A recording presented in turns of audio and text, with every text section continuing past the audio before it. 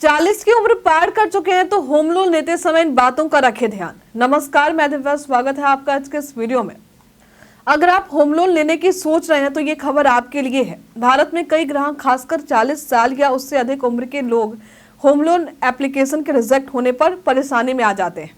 ऐसे में वे सोचते हैं कि सभी जरूरी जानकारी देने के बाद भी उनका लोन क्यों रिजेक्ट हो जाता है।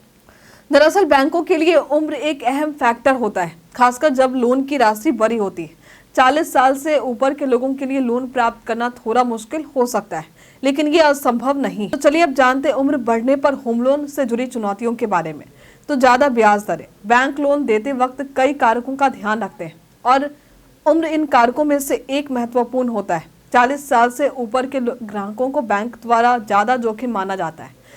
इसका कारण यह है कि ऐसे व्यक्तियों की आय का समय कम होता है, यानी उनका रिटायरमेंट नजदीक रहता है। ऐसे में बैंक जोखिम की भरपाई के लिए ज्यादा ब्याज दर लगाते हैं। इसका मतलब है कि 40 साल से ऊपर के ग्राहकों को अपनी किस्तों के लिए ज्यादा पैसे चुकाने होंगे। अब है आय के मानदंड। ज्यादा उम्र के लोगों को अपनी आय के संबंध में बैंकों के अधिक कड़े मानदंडों को पूरा करना पड़ता है। इसका कारण यही कि इस उम्र में आमतौर पर वे पहले ही कई कर्जों या खर्चों के बोझ तले दबे होते हैं।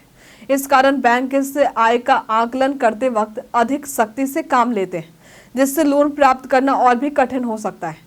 कम लोन अवधि। बैंक लोन की अवधि तय करते समय आवेदक की उम्र का ध्यान रखते हैं। यदि कोई व्यक्ति रिटायरमेंट के करीब है तो बैंक उसे कम लोन पीरियड प्रदान करता है, ताकि लोन समय से चुकता किया जा सके। इसका मतलब है कि इन व्यक्तियों को बड़ी EMI चुकानी पड़ सकती है, जो उनके लिए चुनौतीपूर्ण हो सकता है, खासकर अगर उनकी आय स्थिर नहीं है या घट रही हो।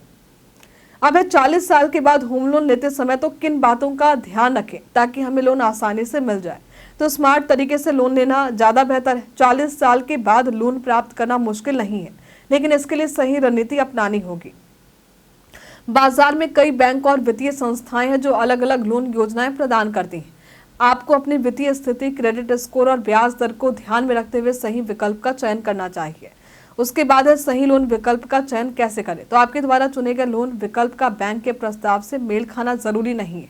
लोन के लिए आवेदन करते वक्त कई बैंकों के प्रस्तावों की तुलना करें। इससे आपको बेहतर ब्याज दर और लोन की शर्तें मिल सकती हैं। हालांकि आपको ये ध्यान रखना चाहिए कि एक साथ कई बैंकों में आवेदन ना करें, क्योंकि इससे आपके क्रेडिट स्कोर पर नकारात्मक प्रभाव पड़ सकता है। क्रेडिट स्कोर की अहमियत। आपका क्रेडिट स्कोर होम लोन की मंजूरी में अहम भूमिका निभाता है।